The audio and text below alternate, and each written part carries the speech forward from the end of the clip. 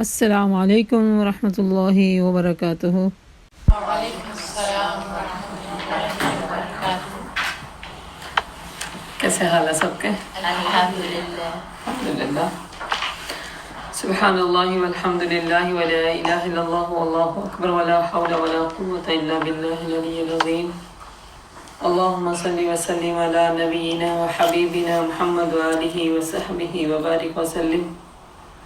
رب اشرح لي صدري ويسر لي امري واحلل عقدة من لساني يفقهوا قولي واجعل لي وزيرا من اهلي ربنا زدنا علما اللهم فقهنا في الدين رب يسر ولا تعسر وتمم بالخير اللهم انا نعوذ بك من علم لا ينفع ومن قلب لا يخشع ومن نفس لا تشبع ومن دعوة لا يستجاب لها اللهم احسن عاقبتنا في الامور كلها واجرنا من خزي الدنيا وعذاب الاخره آمين ثم آمين یا رب العالمین۔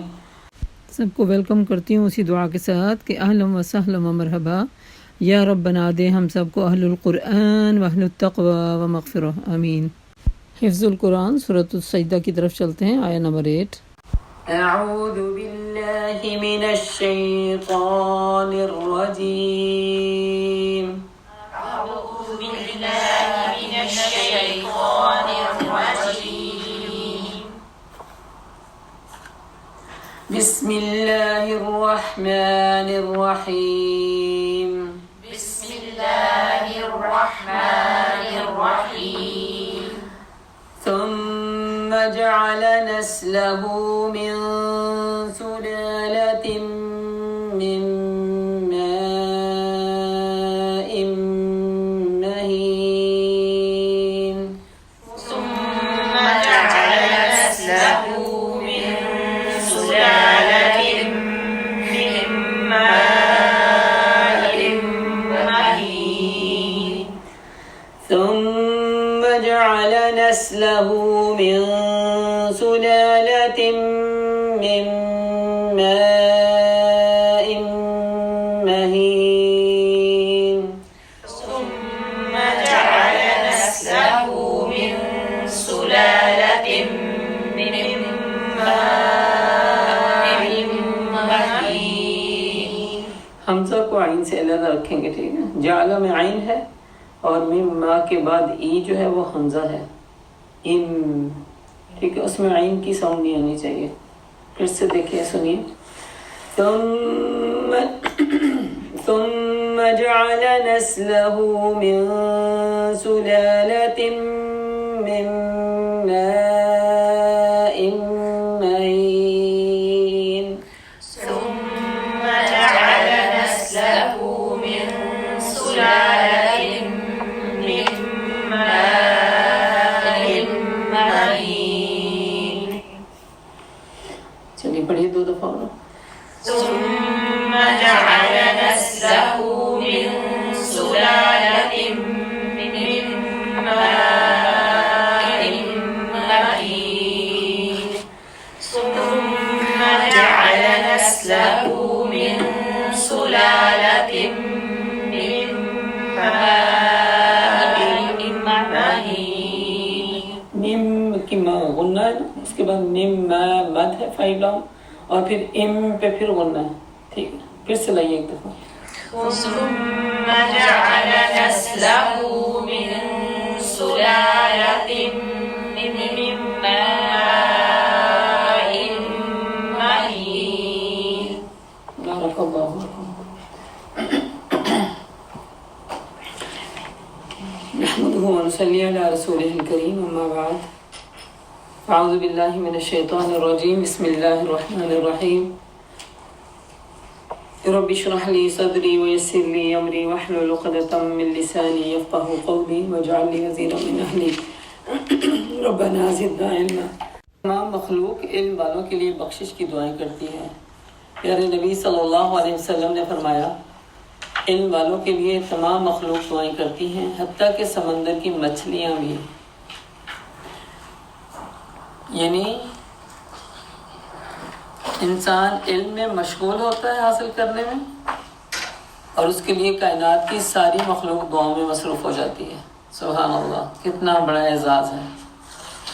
ہم اس دعاؤں کے سب سے زیادہ کین ہے نا، خود بھی کرتے ہیں لیکن لوگوں سے سب سے زیادہ پہلے یہی ایک سوال کرتے ہیں جدا ہونے سے پہلے، پلیز دعاؤں میں یاد رکھنا، ہے نا۔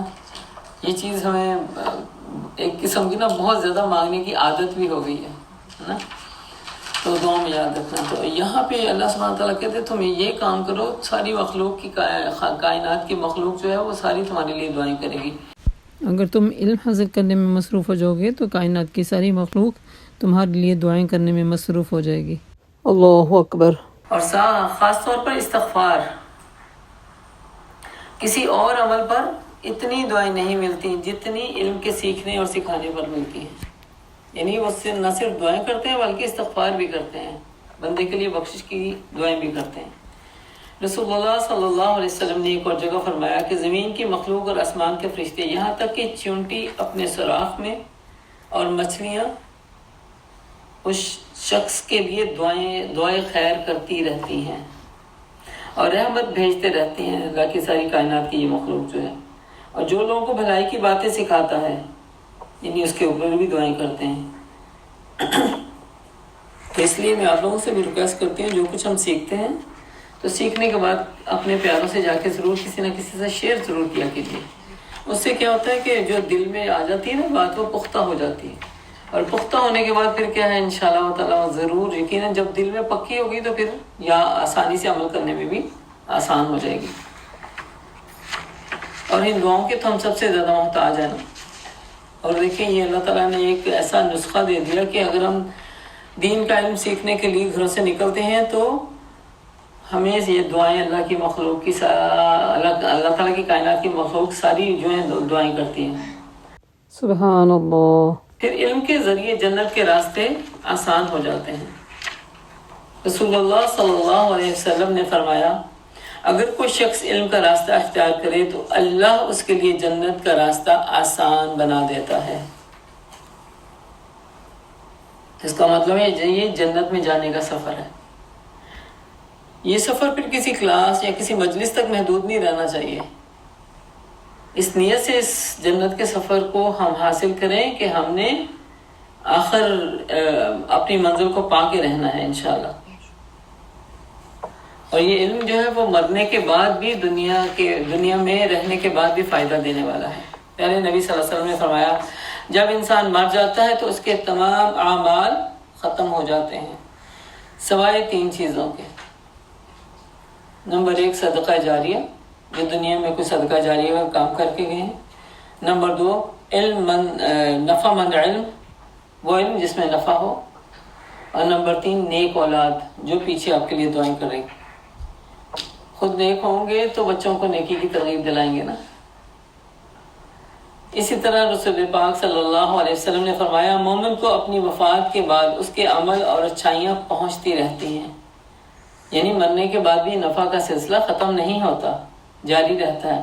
ان میں سے یہ ہے کہ جس علم کی اس نے تعلیم دی اور اس نے اس کو پھیلایا، دین کا علم سیکھا اور اس کو سکھایا، اور نیک اولاد جو پیچھے چھوڑی، اور قرآن پاک کا وہ نسخہ جو آپ نے کسی کو گفٹ کیا، یا آپ کے چھوڑے ہوئے قرآن سے کوئی پڑھ رہا ہے۔ بعض اوقات ہوتا ہے کہ ہم جس قرآن سے یوز ہوتے ہیں اپنے حفظ کرتے ہیں، یاد کرتے ہیں، تو وہ بعد میں بچے یوز کریں، یا پھر ہم کسی کو قرآن کا تحفہ دیں جس میں وہ پڑھتے رہیں ساری زندگی۔ تو تیسری جو اگلی چیز کہ جو اس نے کسی مسجد کو تعمیر کیا، یعنی اللہ کے گھر کو تعمیر کیا، اور پوری طور پہ اگر ہم مکمل طور پہ اگر اس اللہ کے گھر کا ٹھیکہ یا ذمہ داری نہیں لے سکتے تو حصہ تو ڈال سکتے ہیں۔ اللہ کے گھروں میں حصہ ڈالنا چاہیے، تاکہ یہ تو دنیا میں قیامت تک قائم رہنے والی عبادت گاہیں ہیں۔ ہم تو چلے جائیں گے کتنے سال جی کے، آخر وہ تو جتنی اللہ نے عمر لکھی ہے اتنی، ٹھیک ہے، لیکن یہ ہزاروں سال قیامت تک قائم رہنے والی عبادت گاہیں ہوتی ہیں۔ اس میں جتنا بھی حصہ ڈال دیں گے تو اتنا مطلب ہے کہ ہمارا بھی حصہ اس میں چلا گیا۔ اسی طرح مسافر خانہ جو اس نے قائم کیا، یہ بھی نیکی کا کام ہے۔ کسی مسافر کے لیے ایسی جگہ بنا دی ہے جہاں پہ وہ کہتے ہیں نا آنے والے مسافروں کو تھوڑا سا قیام مل جاتا ہے، یہ بھی نیکی کا کام ہے۔ اسی طرح وہ نہر جو اس نے جاری کی، جیسے نال بنوا دینا، کنواں کھدوا دینا، یا ایسے پانی کے اسباب پیدا کروا دینا جہاں پانی کی قلت ہو اور یا ایسی جگہوں پہ کر دینا جو راہداری میں آتے ہیں، جس میں مسافر آنے جانے والے پانی سے مستفید ہو سکیں۔ اور وہ صدقہ جو اس نے اپنی زندگی میں صحت کی حالت میں نکالا ہو، اس کی بڑی فضیلت ہے، کیونکہ صحت کی حالت میں تو انسان اپنی خوشی سے نکالتا ہے نا، غم اور بیماری کی حالت میں تو مجبور ہوتا ہے۔ ہاں، جب غم آتا ہے اور بیماری آتی ہے تو انسان پھر اس کو تو ہوتا ہے کہ بس اب کوئی چیز نکالیں تاکہ یہ غم، پریشانی، بیماری دور ہو جائے، اور صحت کی حالت میں تو یہ چیزیں کا فکر نہیں ہوتی نا، تو صحت کی حالت میں جو اس نے صدقہ نکالا، تو اللہ تعالیٰ ہم ان ساری اچھائیوں میں مکمل حصے دار ہو جائیں، اور اتنی مشکل کام نہیں اگر سمجھ آ جائے تو، ہے نا، اور روزمرہ کی زندگی کا حصہ ہے۔ ان سب کا ثواب اس مرنے والے کو ملتا رہے گا جب تک کہ دنیا قائم رہے گی، شرط یہی کہ خلاص نیت سے ہو، ریاکاری نہ ہو اس میں۔ اس لیے ہمیں ان سب کاموں کا حریص ہونا چاہیے، لالچی ہونا چاہیے۔ یہ کس قدر نفع مند سودا ہے نا، دنیا میں کوئی اگر ہمیں کوئی ایسی لالچ دے یا ایسی آفر کرے ہمیں کہ دنیا کا میں تمہیں یہ اور یہ ملنے والا ہے، تو ہم میں سے شاید ہی کوئی پیچھے رہے، ہے نا۔ یہ اللہ کی ہماری آخرت کے لیے اللہ تعالیٰ کے نبی صلی اللہ علیہ وسلم نے ہمارے لیے بہت مفید نسخے بتائے ہیں۔ تو اللہ تعالیٰ سے دعا کرتی ہوں کہ اللہ تعالیٰ خالص نیت کے ساتھ، پورے جذبے کے ساتھ اس علم کو سیکھنے، سکھانے اور آگے پہنچانے والا بنائے۔ 7واں پارہ۔ اعوذ باللہ من الشیطان الرجیم۔ وَإِذَا سَمِعُوا مَا أُنزِلَ إِلَى الرَّسُولِ تَرَىٰ أَعْيُنَهُمْ تَفِيضُ مِنَ الدَّمْعِ مِمَّا عَرَفُوا مِنَ الْحَقِّ يَقُولُونَ رَبَّنَا آمَنَّا فَاكْتُبْنَا مَعَ الشَّاهِدِينَ۔ شروع کرتی ہوں اللہ کے بابرکت نام سے جو نہایت رحم کرنے والا اور مہربان ہے۔ جب وہ اس کلام کو سنتے ہیں جو رسول صلی اللہ علیہ وسلم پر اترا ہے، تو تم دیکھتے ہو کہ حق شناسی کے اثر سے ان کی آنکھیں آنسوں سے تر ہو جاتی ہیں، اور وہ بول اٹھتے ہیں کہ پروردگار، ہم ایمان لائے، ہمارا نام گواہی دینے والوں میں لکھ دے۔ یہ کون لوگ ہوتے ہیں؟ جن کے دل اللہ تعالیٰ نے اسلام کے لیے آلریڈی مسخر کیے ہوتے ہیں۔ اور یہ واقعہ آیا ہے حبشہ کی طرف، جب مسلمانوں نے پہلی ہجرت کی تھی تو وہاں کا نجاشی بادشاہ، اس نے معلومات لی تھی کہ کیا کہتا ہے تمہارا نبی اور کیا پیغام لے کر آیا ہے، میں ذرا سنو تو صحیح۔ تو سیدنا جعفر نے رضی اللہ عنہ نے یہ سورہ مریم کی کچھ آیات تلاوت کی تھی اس کے سامنے، اور وہ رو پڑا تھا۔ تو جن کے دل نرم ہوتے ہیں نا، ان کو قرآن کی جو آثار ہے نا، قرآن کی جو اثر ہے یا اس کی جو تمانیت ہے، وہ اس کو فیل کرتے ہیں۔ اب قرآن ہمیں بھی تو ہم کون سا ماں کے پیٹ سے سیکھ کے سمجھ کے آئے ہیں؟ قرآن جب پڑھا جاتا ہے، اچھا قاری جب تلاوت کرتا ہے، سمجھ آئے یا نہ آئے، لیکن وہ دل پہ اثر کرتا ہے، دل پہ اثر کرتا ہے۔ جب سمجھ لیتے ہیں تو اور بھی اثر ہوتا ہے۔ تو اللہ کی یاد میں یاد رکھیے، آنسو بہانا بہت اچھی ایک نعمت ہے جو اللہ بندوں کو عطا کرتا ہے، اور یہ اگر نہیں بھی ملی تو ہمیں لگانا چاہیے اپنے آپ کو۔ خشیت کے مارے اللہ تعالیٰ کے سامنے رونا، اپنے گناہوں کو یاد کر کے رونا، اپنے رب کی عبادت میں مانگتے ہوئے اور اخلاص رونا، اللہ کے سامنے کھڑے ہو کر اپنے آنسو بہانا، تو یہ اللہ تعالیٰ کے ہاں بہت قدر و قیمت کی منزلت رکھتے ہیں۔ نبی پاک صلی اللہ علیہ وسلم نے فرمایا، جو اللہ کی خشیت سے آنسو بہائے جاتے ہیں، وہ پہاڑ برابر گناہ بھی ہو تو معاف ہو جاتے ہیں، اور جس خشیت سے اللہ کا بندہ آنسو بہاتا ہے تو وہ چہرہ آگ سے دور ہو جائے گا، آگ سے بچا لیا جائے گا۔ تو یہ رونا، بندوں کے سامنے رونا تو انسان کو ذلیل کر دیتا ہے، اس لیے بندوں کے سامنے نہیں رونا چاہیے، رب کے سامنے رونا چاہیے، اور اس وقت رونا چاہیے زیادہ جب آپ کو کوئی اور دیکھنے والا نہ ہو۔ اس میں پھر ریاکاری کا شائبہ بھی نہیں آ سکتا نا، کوئی دیکھے تو کیا کہے گا، یا انسان شیطان اس میں اچک نہیں سکتا آپ کو، ہم سب کو۔ تو ایسے موقعوں میں اللہ تعالیٰ کے سامنے آنسو بہانے چاہیے. آنسو کی اللہ تعالیٰ کے ہاں بڑی قدر و قیمت ہے. یہاں پہ اللہ تعالیٰ انہی کی گواہی دیتے ہیں کہ جنہوں نے سنا جو کچھ نبی پاک صلی اللہ علیہ وسلم پہ نازل ہوا، ان کی آنکھوں سے آنسو نکلے اور آنسوں سے ان کے چہرے تر ہو گئے، اور وہ ایک دم بول اٹھے کہ پروردگار ہم ایمان لائے ہیں. یقولون ربنا آمنا فاکتبنا مع الشاہدین، پس تو ہم کو گواہوں میں لکھ دے. یہ گواہ کون ہے؟ یہ میں اور آپ ہے نا. یہ وٹنس ہم نے دینی ہے، یہ گواہی ہم نے دینی ہے اپنے نبی کے اوپر بھی، اپنے اوپر بھی، اسلام پہ بھی، کیونکہ امت وسط ہمیں بنایا گیا نا، تو اور باقی ادیان کے اوپر بھی. جب ساری قومیں ان کو جھٹلائیں گی، نبیوں کو جھٹلائیں گی، تو امت محمد صلی اللہ علیہ وسلم گواہی دے گی، کیونکہ قرآن کی وجہ سے ہمیں ساری حقانیت پہنچ چکی ہے. آخر وہ کہتے ہیں کہ آخر کیوں نہ ہم اللہ پر ایمان لائیں، جو حق ہمارے پاس آیا ہے اسے آخر کیوں نہ مان لیں، جبکہ ہم اس بات کی خواہش رکھتے ہیں کہ ہمارا رب ہمیں سارے لوگوں میں شامل کرے گا. اس کے اس قول کی وجہ سے فَأَثَابَهُمُ اللَّهُ بِمَا قَالُوا جَنَّاتٍ تَجْرِي مِن تَحْتِهَا الْأَنْهَارُ خَالِدِينَ فِيهَا، ایسی جنتیں اللہ پاک عطا کرنے والے ہیں جن کے نیچے نہریں بہتی ہوں گی اور ان میں ہمیشہ ہمیشہ رہیں گے. یہ جزا ہے نیک رویہ اختیار کرنے والوں کے لیے. تو جنت کا حصول اللہ کے نبی صلی اللہ علیہ وسلم نے بھی بہت ساری روایت میں ہمیں بتایا ہے. ام ہانی نے پوچھا یا اللہ کے نبی مجھے بتائیے کہ جنت میں جانے کا آسان راستہ کیا ہے؟ آپ نے کہا بھلی بات کرو، اچھی بات کرو، یعنی اپنے اخلاق کو درست کرو اور لوگوں کو کھانا کھلاؤ. یہ کام جنت میں لے جائیں گے. اور آپ صلی اللہ علیہ وسلم نے فرمایا اگر تم جنتوں کو پانا چاہتے ہو تو کچھ چیزوں کو لازم پکڑو. سلامتی پھیلاؤ، اس وقت اللہ کو یاد کرو جب دنیا سو رہی ہوتی ہے، لوگوں کو کھانے کھلاؤ، اور بھلی باتیں کرو، اچھی باتیں کرو، خیر پھیلاؤ دنیا میں. تو یہ جنتوں کے حصول کے ذریعے ہیں سارے. اللہ سبحانہ تعالیٰ سے دعا کرتے ہیں اللہ تعالیٰ ساری خوبیاں ہمیں اچیو کرنے والا بنا دے. اور علم جو ہے اس کا پہلا سورس ہے نا. علم نہیں آئے گا تو کیسے اچیو کریں گے؟ پتہ ہی نہیں ہے. پتہ ہونے کے بعد ہی انسان ایسے کاموں میں مشغول ہو سکتا ہے اور کام کرتا ہے. یہ جزا ہے نیک رویہ اختیار کرنے والوں کے لیے. رہے وہ لوگ والذین کفروا وکذبوا بآیاتنا اولئک اصحاب الجحیم، وہ لوگ جنہوں نے ہماری آیات کا انکار کیا اور انہیں جھٹلایا، وہ تو جہنم کے مستحق ہیں. اور یہ انکار جو ہوتا ہے نا، یہ عمل سے بھی ہوتا ہے اور ایمان کا بھی ہوتا ہے. تو ہم تو الحمدللہ ایمان کے کفر میں تو نہیں ہیں. اللہ کا احسان شکر ہے، اللہ نے ہمیں مسلمان بنایا ہے، ہم فرمانبرداروں میں ہیں. لیکن عمل کے کفر کی فکر کرنی چاہیے.